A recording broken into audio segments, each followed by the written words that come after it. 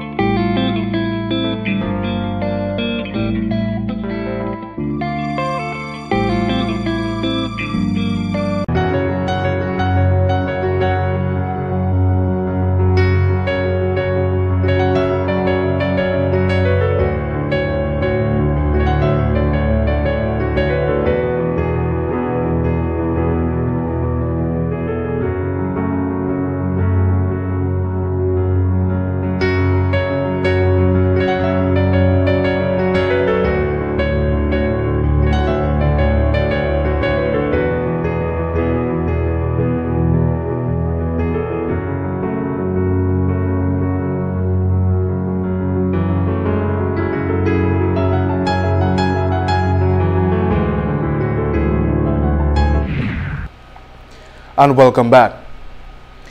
The Ministry of Commerce, Enterprise and Small Business has formally launched a micro and small enterprise emergency grant in hopes of assisting businesses who have been affected by Hurricane Maria. The Prime Minister of Dominica recently announced that there will be grant support for enterprises in Dominica. The Minister responsible for Commerce, Enterprise and Small Business, Rosalind Paul, stated that support for private sector businesses have already been made through the Aid Bank, where an agreement was signed so the larger companies who were affected could have access to necessary resources. Today, the ministry launched a second phase of support to the private sector, particularly micro and small businesses, which is being funded by the World Bank to the tune of $3 million. The reality is that small businesses in Dominica have been greatly affected. And every day we get the requests, the inquiries as to what kind of support or when are they going to get, when are small businesses going to get the needed support so that they can recover from the losses, loss of livelihoods, even loss of jobs and loss of provision of services. So it affects not only the small business owners but the people who would require the services from these small businesses. The minister notes that small business owners will be invited to apply for assistance under the program, with January 24th the deadline date for all applications. Next 2 weeks from today until the 24th, we will be inviting people to apply. You must have suffered loss from Maria for you to apply, and you have until, as I said, the 24th to make sure that you apply. We will be reaching out to all communities via the village councils so that people can have access to the application forms. We will also be launching our public relation, public awareness to ensure that people are well informed and that everybody can have, everybody that has been affected, everybody who has a small business that has been affected and meets the requirement can have access to the grant, can have access to the application form. So it's not going to just be in Roseau, but we're going to make sure that we reach out to all the communities around Dominica, the rural communities and around Roseau. The forms will also be available at the ministry as well. So all of those who are within my voice begin to spread the word that the small business grants application process is right now until the 24th. The targeted subsectors are within retail, trade and services. Paul indicated that the targeted subsector are within retail, trade and services, food and beverages, manufacturing and agro-processing and construction, with 1,500 small and micro business around Dominica the main target. Meantime, Permanent Secretary in the Ministry of Commerce, Enterprise and Small Business gave a detailed version of the information that was already provided by the Minister.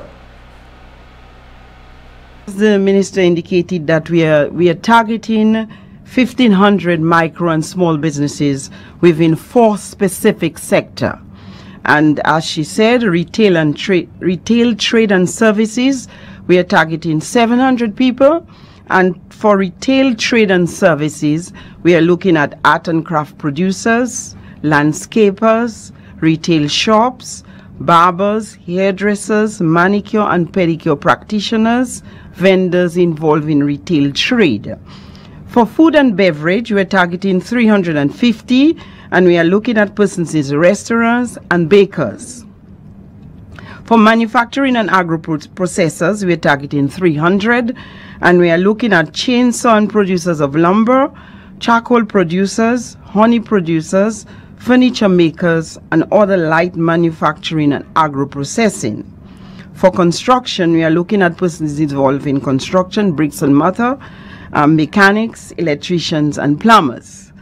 And as was indicated, it is very important for us to recognize that it is a micro and small enterprise emergency grant.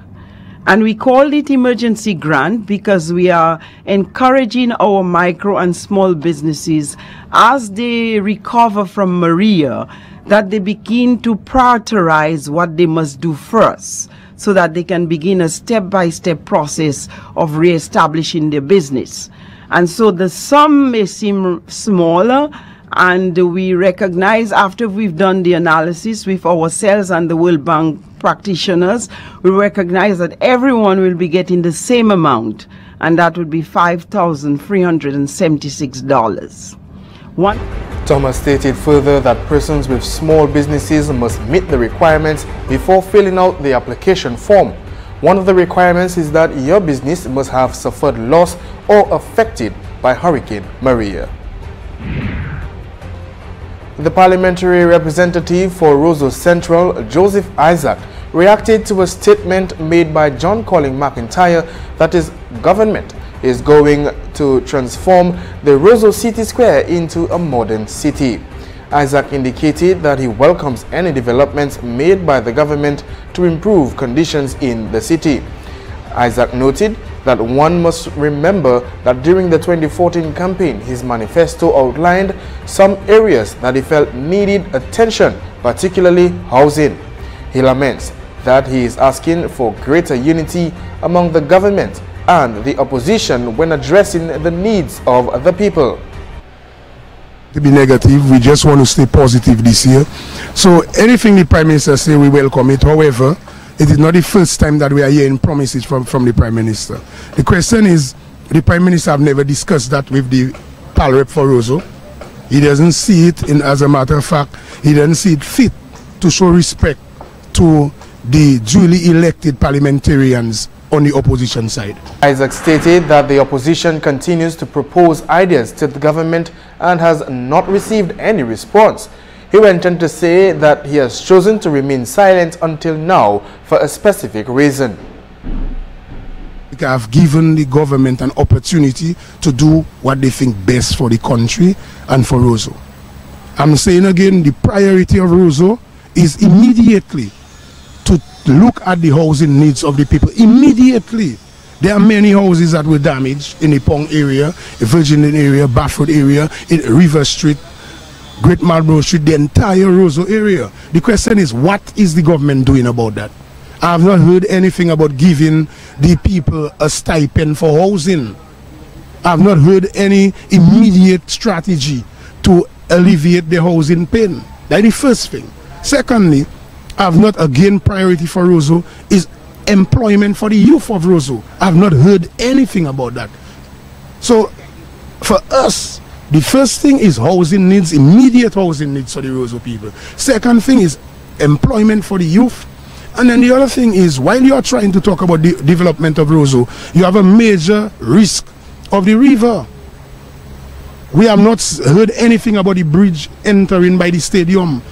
Is the government going to at least demolish that bridge or sit down and have discussion with people in hydraulics and civil engineering and say, okay, what is the best strategy? The other thing is Paradise Valley have so much investment in terms of housing. All they had to do is put some proper wall for the people of Paradise Valley, who are people of Roseau Central. We have not seen anything from since Erica. Nothing has happened. So again, I'm calling on the Dominican public and especially the people of Roseau to see through everything the Prime Minister is saying. The Prime Minister is never doing things with proper planning. Isaac laments that the implementation of any project is crucial in ensuring its success. He says implementation continues to suffer as the government refuses to include everyone in the decision-making process. And also in the news, female calypsonian Shirley Charles, whose onstage name is Lady S, says that at this calypso show she is singing a compelling song. Lady S says that the events after the passage of Hurricane Maria inspired her to write this piece. Again, the same old thing all over again.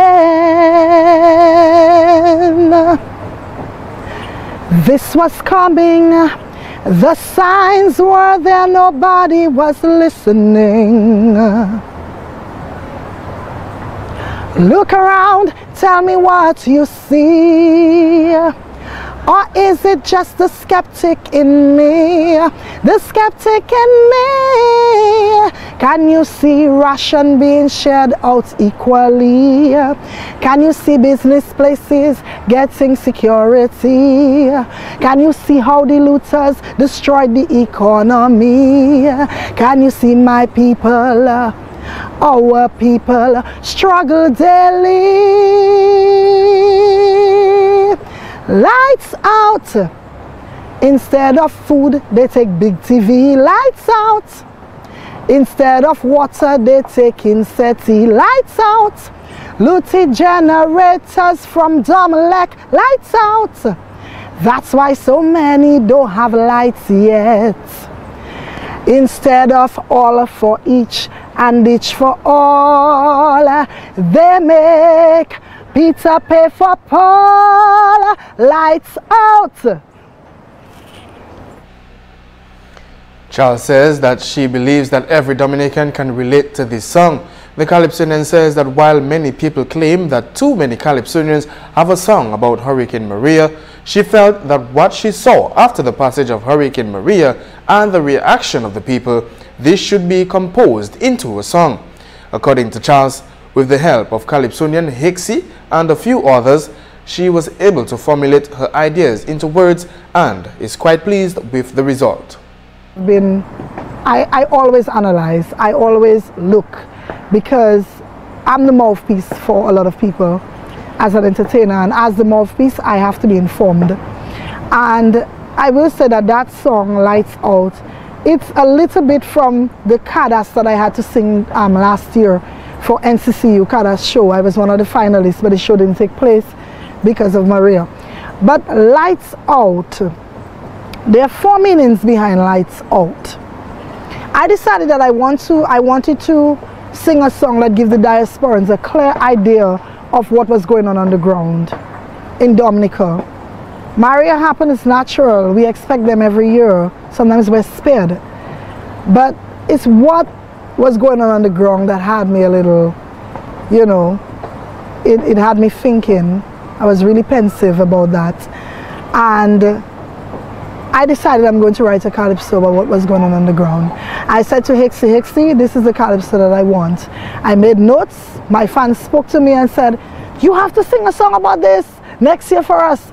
And everywhere I go, the fans tell me. So I made notes. I then categorize them into 4 categories: the looting, the political influence, the leadership, and everything. And I sent that out for Hixie on WhatsApp. He got ideas, I got ideas, and we got together and co-wrote that song line by line. The melody was his. He started off with it, but then because I'm a singer, there's certain things that I don't agree should go a certain way, and for that I helped in the fixing of the melody, the improvement, and so. And of course Peter later is the producer, so he too added his part. Lady S says that her song entitled Lights Out have both a literal and figurative meaning. She is hoping that come Wednesday all will be in attendance as she performs her song at the Stardom tent. And stay tuned, there's more coming your way right after this break.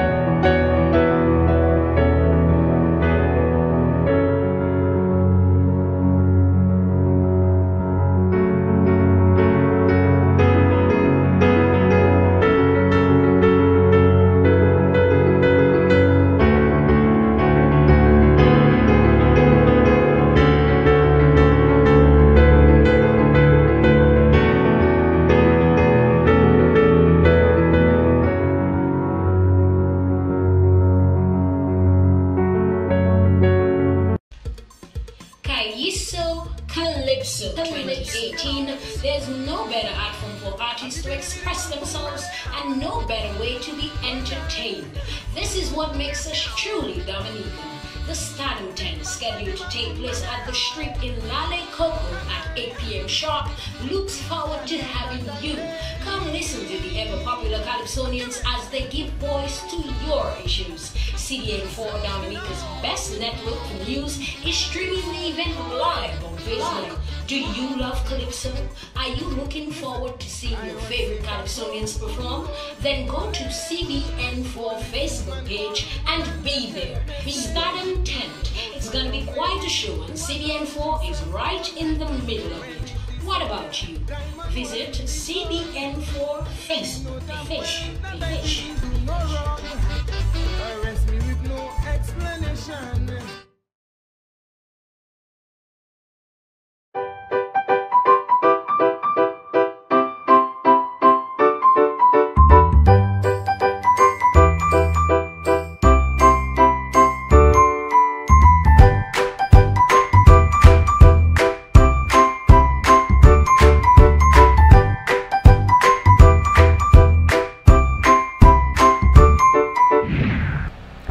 And welcome back to CBN4's Primetime News Package.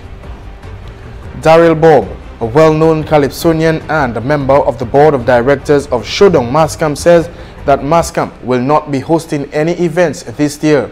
According to Bob, while the news is disappointing, the association took this decision to address some issues that are affecting the performance of the Shodong Mascamp. Go back to the drawing board with Mascamp to retreat. And there are reasons for that, because Mascamp has not been as successful as it ought to be in the past few years. Obviously, we have been doing a few things wrongly, and as a result of that, it gives us reason to pull away from what is happening and actually look at the situation. How is Mascamp constituted? What are Mascamp's policies? What is preventing Mascamp from having that level of success that it ought to? Because Mascamp usually has very good calypsos that are good enough to market the organization and our events locally and even regionally. And for some reasons, the figures never really portray that.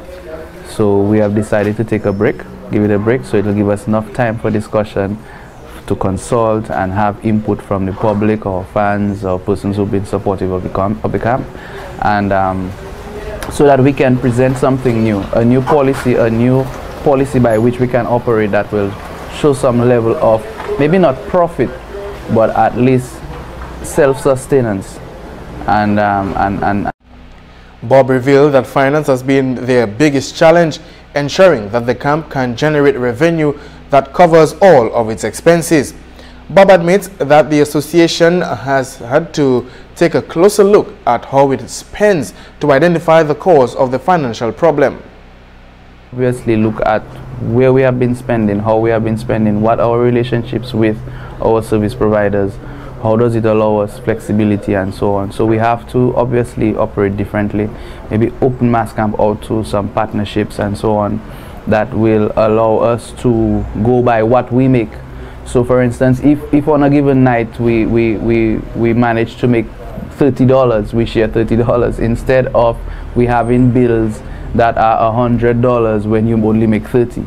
And that is the crux of the matter, because what it causes is that you go into a new season with bills from the previous, and then you go into a next season with bills of that first show, the second, and then the third show presents itself, because obviously the understanding, the structure of the business is not set up in a way to ensure that there are no overlapping bills.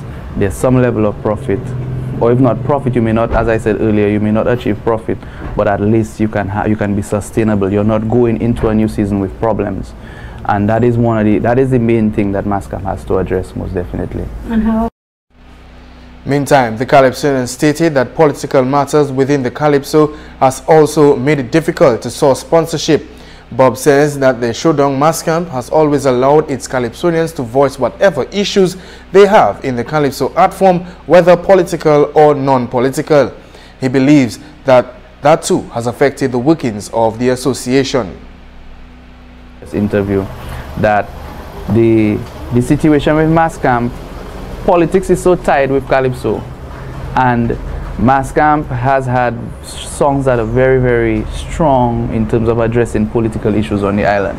So Mascamp has been branded as a political organization, and it is true, it is fact.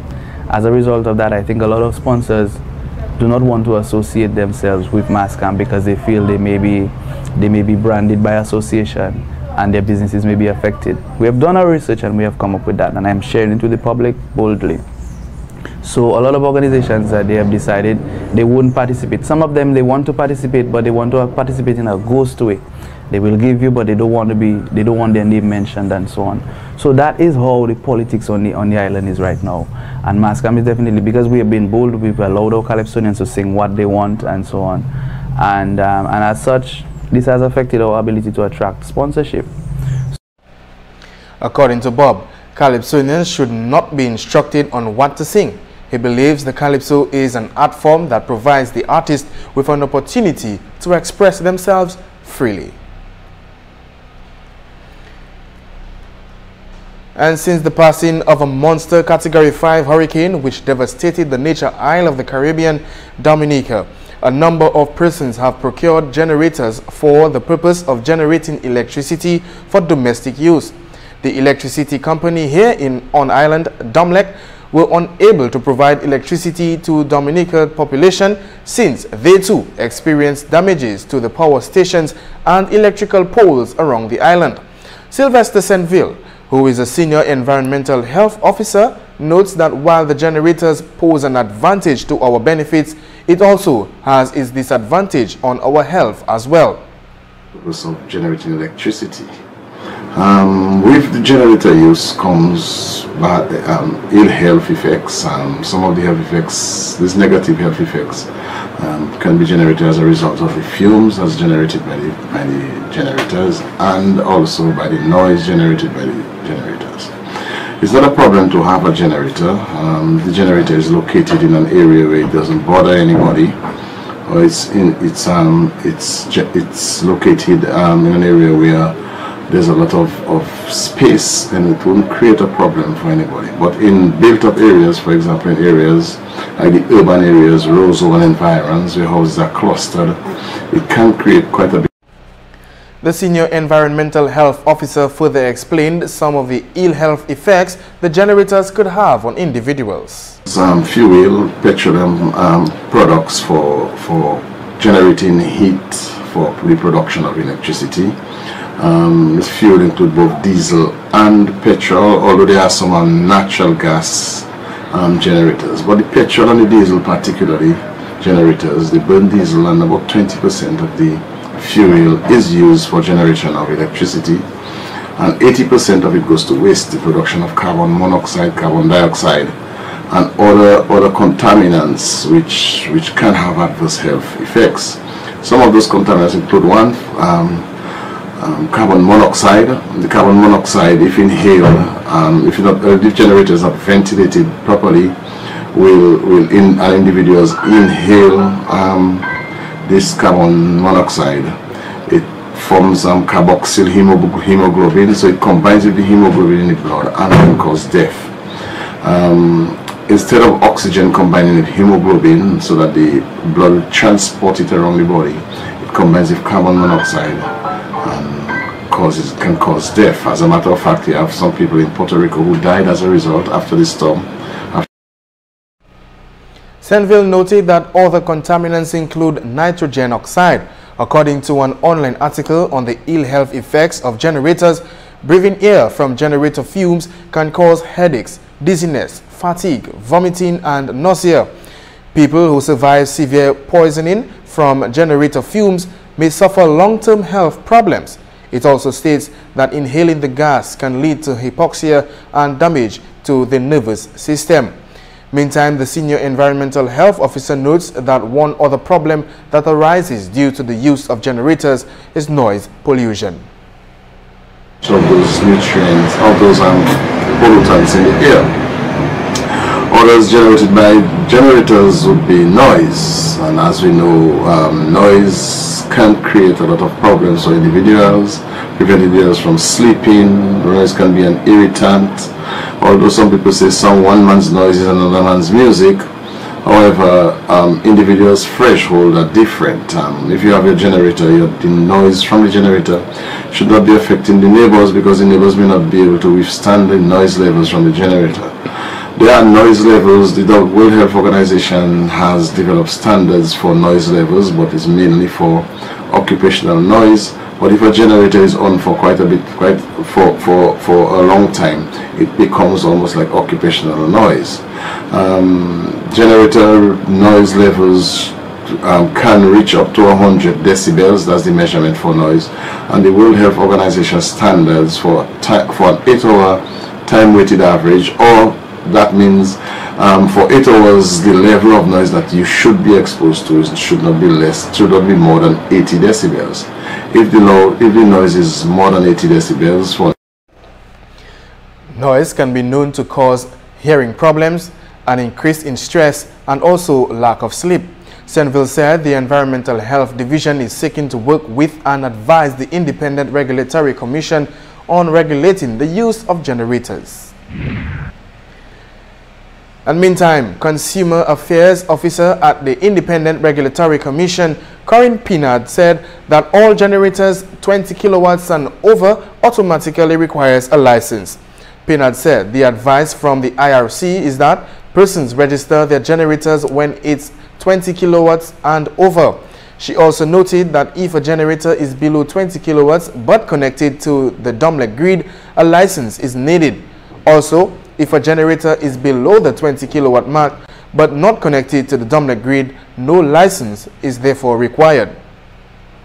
To the national grid, you do need a license. So what we are having here is that since after of Hurricane Maria, a lot of generator sets are coming on island. These generator sets, many of them are under 20 kilowatts. But as a result of the people not coming to register that, you will realize that they are not being guided as to the installation, the measures with the lubricating oil disposal, the exhaust pipes, the fumes that comes from it, the noise that comes. So you will realize that many people are complaining about fumes, about the noise, and many other things that can arise as a result of people taking their own way in just registering it, in just installing it without even having it properly done. So this is causing a real problem all over. Pinard noted that by not registering the generators, persons are not being equipped with the proper knowledge. Setup. What we require is that you come for a license if your generator set is 20 kilowatts and over. At the moment, if it's below 20 kilowatts, we can, and not connected to the dominant grid, we haven't got any act that can really force you to do it. So these are the standards that we are looking into putting in place to really have to tell you, to force you, if you could call it that way, to come and register. But by not registering, people are doing their own thing without proper knowledge, and this is what is causing a lot of problem, because we don't have the opportunity to. As far as the generators are concerned, Pinard noted that one of the mandates of the Independent Regulatory Commission is to also ensure the health and safety aspects of the country's population. And that takes us to the end of the Primetime News package for today. If you've missed any of the stories, you can catch up on CBN4.com or on our Facebook page. Until our next broadcast, I am Alan Christopher saying thank you for watching.